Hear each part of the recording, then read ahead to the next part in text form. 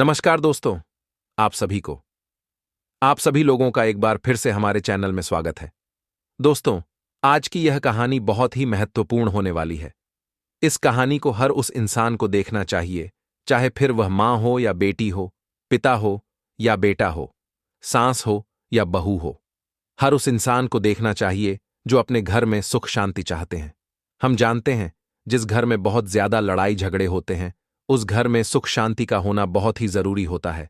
इस कहानी के माध्यम से जिस घर में सुख शांति वापस आती है, या फिर इस कहानी के माध्यम से जिस घर के सुख शांति भंग होने से बच जाती है, वह लोग हमें दुआ अवश्य देंगे। जो तरीके मैं आज आपको बताने वाला हूं, यही सारे तरीके मैंने जीवन में अपनाए हैं और मुझे इससे बहुत ही ज्यादा लाभ हुआ है। यह बहुत लाभकारी तरीके हैं। जिसने इस कहानी को पूरा देख लिया और अपने जीवन में यह तरीके अपना लिए, उसका जीवन, उसका घर स्वर्ग बन जाएगा।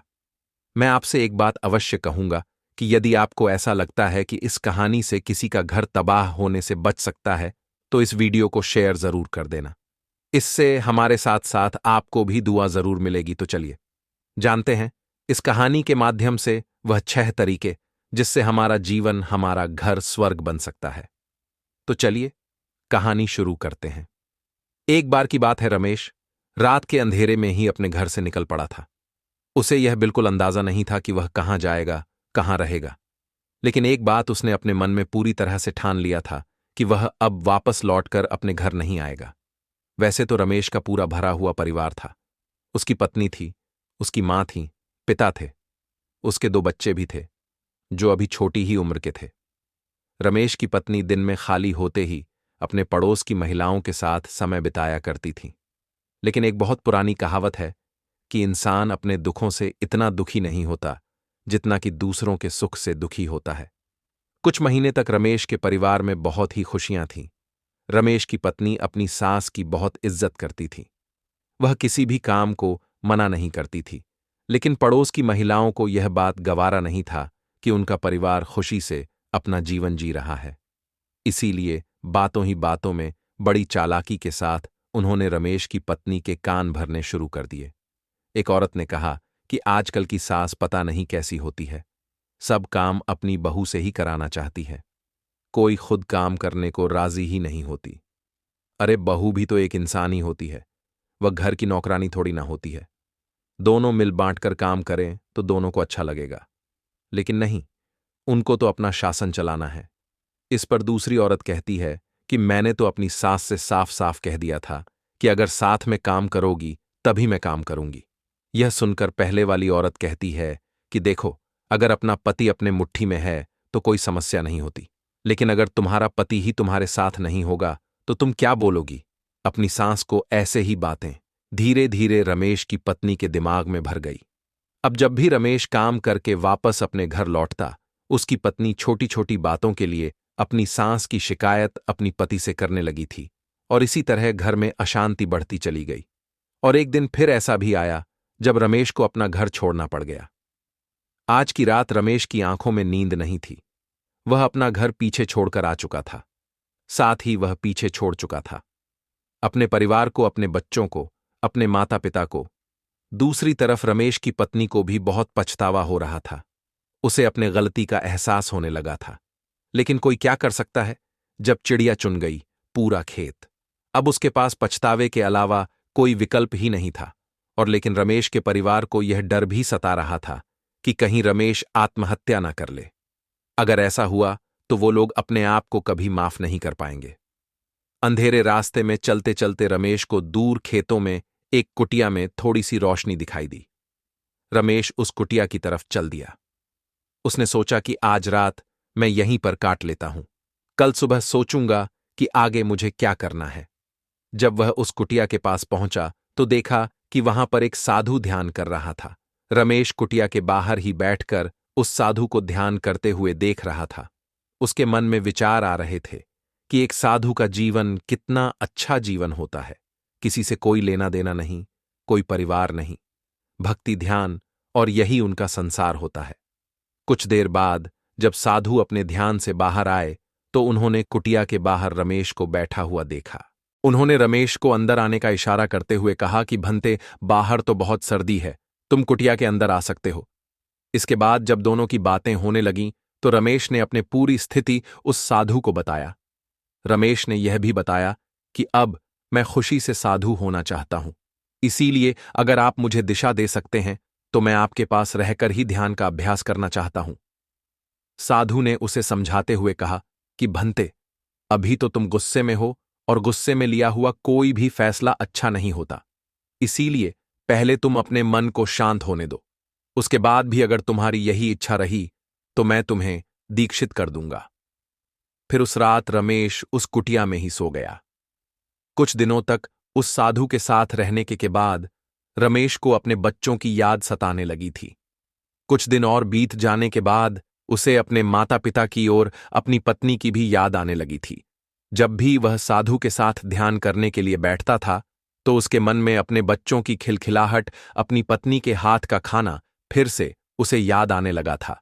तभी एक दिन रमेश ने उस साधु से कहा कि हे गुरुदेव, मैं बड़ा ही संकट में फंसा हुआ हूं। मुझे समझ नहीं आ रहा कि मुझे कौन सा जीवन जीना चाहिए। एक तरफ मैं अपने परिवार को त्याग चुका हूं तो दूसरी तरफ मुझे उनकी याद सताती है, लेकिन उस घर में जाने का मेरा मन नहीं करता, क्योंकि घर में लड़ाई झगड़ों से परेशान होकर ही तो मैंने अपना घर त्यागा था। अगर घर में सुख शांति रहे तो यह ध्यान का अभ्यास तो मैं अपने घर पर रहकर भी कर सकता हूं, लेकिन घर में सुख शांति किस प्रकार स्थापित होगी, इसका कोई भी तरीका हमें पता नहीं है। अगर आप मुझे कोई सलाह दे सके तो शायद मेरे घर में सुख शांति फिर से लौट आए।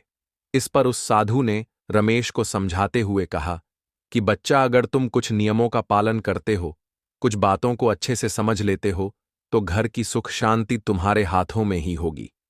जाने अनजाने हम खुद ही अपने परिवार में अशांति पैदा कर देते हैं और इसका हमें एहसास भी नहीं होता।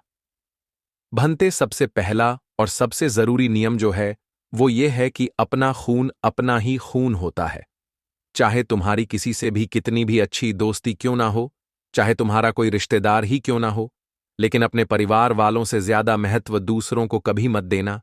जब परिवार के सदस्यों को इस बात का एहसास होता है कि यह आदमी हमसे ज्यादा दूसरे लोगों को महत्व देता है, तो आप अपनी इज्जत खुद ही अपने परिवार के सामने कम करवा लेते हैं।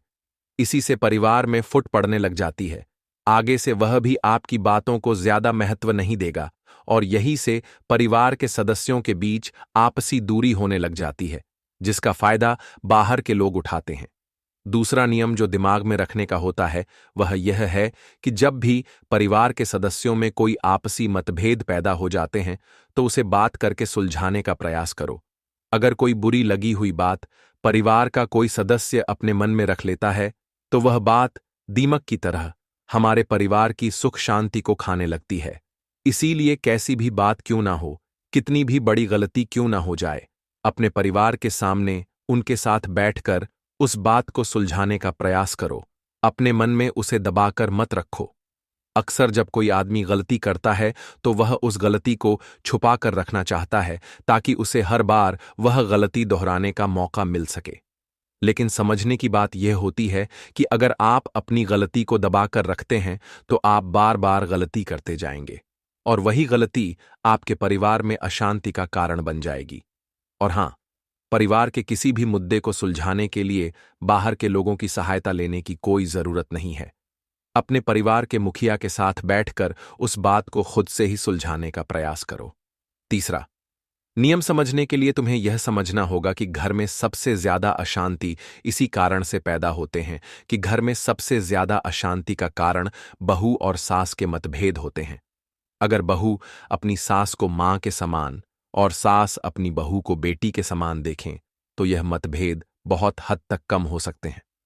उस साधु ने रमेश को समझाते हुए कहा कि अगर तुम अपनी पत्नी का पक्ष लेते हो तो अपनी मां की तरफ से बुरे हो जाओगे, और वहीं अगर अपनी मां का पक्ष लेते हो तो अपनी पत्नी की तरफ से बुरे हो जाओगे। कभी भी घर के मतभेद से आदमी को हमेशा दूर ही रहना चाहिए। कम से कम हफ्ते में एक बार सारे परिवार के सदस्यों को आपस में बैठाकर उसे बातचीत करनी चाहिए। जो भी समस्याएं परिवार में चल रही हैं, खुलकर आपस में चर्चा होनी चाहिए और जो भी सदस्य घर का मुखिया निर्धारित किया गया है उसकी बातों को सभी को मानना चाहिए। जिस तरह एक देश को अच्छे से चलाने के लिए एक अच्छे नेता की जरूरत होती है, इसी तरह एक परिवार को भी अच्छे से चलाने के लिए एक अच्छे मुखिया की जरूरत होती है। अगर देश गलत नेता के हाथों में चला गया तो देश बर्बाद हो जाता है, और इसी प्रकार अगर परिवार गलत मुखिया के हाथों में चला जाए तो परिवार भी अशांत हो जाता है। इसीलिए मुखिया उसे चुनो जो खुद के मदद से परे हो, जो सिर्फ अपने आप की नहीं बल्कि पूरे परिवार की सोचता हो। अगर हम आज से 5060 साल पहले की बात करते हैं तो उस समय सभी भाई आपस में मिलकर सही तरीके से रहा करते थे, क्योंकि सब लोग एक मुखिया की बात मानते थे, उसे मुखिया समझते थे, उसकी इज्जत करते थे। लेकिन आज ऐसा कुछ नहीं रहा, तो हमें एक मुखिया अपना बनाना चाहिए और उसकी बातें सुनना चाहिए। चौथा नियम यह है कि अपने परिवार का रहस्य किसी को मत बताना। जो अपने परिवारजनों के बीच बातें हो रही है, उनकी चर्चा अपने पड़ोसियों के साथ कभी मत शेयर करना, वरना लोग आपके घर के रहस्य, आपके घर की कमियां जानना शुरू कर देंगे और समय आने पर उन्हीं कमियों की वजह से आपको पछताना पड़ेगा। जो बात परिवार के 4 दीवारों के बीच हो रही है, उसकी किसी को भी कानो कान खबर नहीं होनी चाहिए। इससे परिवार के सदस्यों का विश्वास एक दूसरे पर से उठ जाता है और समाज में आपकी वजह से आपके परिवार का मजाक भी बनाया जा सकता है। 5वां नियम यह है कि परिवार में सिर्फ अपने स्वार्थ के लिए नहीं जिया जाता। परिवार के सभी सदस्यों के लाभ और हानि के बारे में हमें चिंता करनी होती है। अगर हम सभी सदस्य को भूलकर सिर्फ अपने स्वार्थ के बारे में सोचेंगे तो परिवार होने का कोई मतलब नहीं रह जाता, चाहे परिवार के किसी सदस्य से कोई गलती ही क्यों ना हो जाए। और पर परिवार वही होता है जो उसका साथ देता है, क्योंकि ज्ञान और भाषण तो सभी दे सकते हैं, लेकिन परिवार वही होता है जो गलती होने पर भी अपने परिवार का, अपने परिवार के सदस्यों का साथ नहीं छोड़ता। 6ठा नियम यह है कि परिवार के सभी सदस्यों को मिलजुल कर रहना चाहिए। किसी एक सदस्य को दास या फिर नौकर नहीं समझना चाहिए। हम सबका फर्ज होता है कि हम मिलजुल कर काम करें। अगर एक आदमी कमाता है, दूसरा बैठकर खाता है, तो ऐसा बहुत दिनों तक नहीं चल पाएगा। गाड़ी तभी सही तरीके से चल सकती है जब उसके सभी पहिए बराबर काम कर रहे हो, वरना तो गाड़ी पलट जाएगी। इस तरह परिवार के जब सब सदस्य मिलजुल कर काम करते हैं तो एक दूसरे के लिए प्रेम बढ़ता है, एक दूसरे के लिए इज्जत बढ़ती है, एक दूसरे के करीब रहते हैं। लेकिन जब एक सदस्य पर ही सारा काम डाल दिया जाता है तो वह अपने आप को उस घर का नौकर समझने लगता है और सभी की इज्जत उसकी नजरों में कम होने लगती है। यही बात सास और बहू पर भी लागू होती है। बहू के आते ही सास समझने लगती है कि अब तो मुझे काम करने की कोई आवश्यकता नहीं है, लेकिन ऐसा नहीं सोचना चाहिए। भले ही आप अपनी बहू जितना काम ना करें, लेकिन उसके काम में आप कुछ तो हाथ बटा सकते हैं। अगर आपकी बेटी होती तो आप उसके साथ काम कर रही होती। और यही बात बहू पर भी लागू होती है कि सास की बातें माने, उसे अपनी मां की तरह समझे और प्यार से काम करें। और फिर साधु ने रमेश को समझाते हुए कहा कि वापस अपने घर लौट जाओ। उन्हें वहां जाकर इन नियमों के बारे में पूरी तरह से विस्तार से समझाओ, ताकि तुम्हारा परिवार फिर से एकजुट हो सके।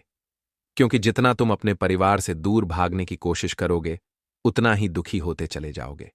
परिवार के साथ रहकर उन समस्याओं को सुलझाना ही असली ग्रथ जीवन होता है। घर से भाग जाना, उससे दुखी होकर साधु बन जाना, वो साधु जीवन नहीं होता है। साधु तब बना जाता है जब परिवार तुम्हें खुशी खुशी साधु बनने के लिए मंजूरी दे देता है। और इसी के साथ उस साधु ने रमेश को उसके घर वापस रवाना कर दिया। रमेश साधु की बातों को मन में बसाए अपने घर की ओर लौट पड़ा। हालांकि उसके मन में अभी भी संकोच था कि परिवार उसे स्वीकार करेगा या नहीं, लेकिन साधु के दिए गए नियम और सीख ने उसके भीतर एक नई ऊर्जा भर दी थी। जब वह अपने घर पहुंचा तो दरवाजे पर खड़ा होकर कुछ देर तक सोचता रहा। घर के अंदर से उसके बच्चों की आवाजें आ रही थीं। उनकी खिलखिलाहट सुनकर उसका दिल भर आया। उसने दरवाजा खटखटाया। उसकी पत्नी ने दरवाजा खोला और रमेश को देखते ही उसकी आंखों से आंसू बहने लगे। उसने बिना कुछ कहे रमेश को गले लगा लिया। घर के बाकी सदस्य भी बाहर आ गए। उसकी मां, पिता और बच्चे सब हैरान थे, लेकिन खुश भी कि रमेश लौट आया है। रमेश ने सभी से माफी मांगी और कहा, मैं जानता हूं कि मैंने आप सबको बहुत दुख दिया। मैं कमजोर पड़ गया था, लेकिन अब मैं वापस आया हूं और मैं वादा करता हूं कि हमारी यह कहानी अब खुशी से भरी होगी। रमेश ने साधु के बताए नियमों को परिवार के सामने साझा किया। उसने परिवार को समझाया कि सास बहू के बीच होने वाले मतभेद पति पत्नी के बीच संवाद की कमी और आपसी शिकायतें ही घर की शांति भंग करती हैं। उसने सबको मिलजुल कर रहने और एक दूसरे का सम्मान करने की बात कही। रमेश ने अपनी पत्नी से कहा, तुम मेरी मां को अपनी मां की तरह मानो, उनकी गलतियों को माफ करो जैसे मैं तुम्हारी गलतियों को करता हूं। और मां, आप भी मेरी पत्नी को अपनी बेटी समझे। जब हम एक दूसरे के प्रति प्यार और सम्मान दिखाएंगे तो हर समस्या खत्म हो जाएगी। इसके बाद उन्होंने हर हफ्ते परिवार की बैठक शुरू की, जिसमें सभी सदस्य अपनी परेशानियों और विचारों को खुलकर साझा करते। धीरे धीरे परिवार में एकता और समझदारी बढ़ने लगी। रमेश ने महसूस किया कि परिवार को बचाने के लिए समय और धैर्य की जरूरत होती है। उसने बच्चों को अच्छे संस्कार देना शुरू किया और उन्हें सिखाया कि परिवार का महत्व क्या है। उसकी पत्नी ने पड़ोस की महिलाओं से दूरी बना ली और अपनी सास के साथ समय बिताने लगी। दोनों ने घर के कामों को मिलकर करना शुरू किया। कुछ महीनों में रमेश का परिवार फिर से पहले जैसा खुशहाल हो गया। अब वह घर के मुखिया के रूप में सभी की भलाई का ध्यान रखने लगा। परिवार के सदस्यों ने भी यह सीख ली कि मतभेदों को मिलजुल कर हल किया जा सकता है। रमेश ने एक दिन अपने परिवार से कहा, अगर हम एक दूसरे के लिए समय निकालें, ईमानदारी से संवाद करें और हर रिश्ते को महत्व दें तो हमारा घर स्वर्ग बन सकता है। इस प्रकार रमेश ने न केवल अपने परिवार को वापस पाया, बल्कि सभी को रिश्तों की अहमियत सिखाई। अब उनका घर सच में एक आदर्श परिवार बन चुका था। तो दोस्तों, वीडियो अच्छी लगी हो तो कमेंट बॉक्स में कमेंट करें। साथ ही चैनल को सब्सक्राइब करना ना भूलें। धन्यवाद।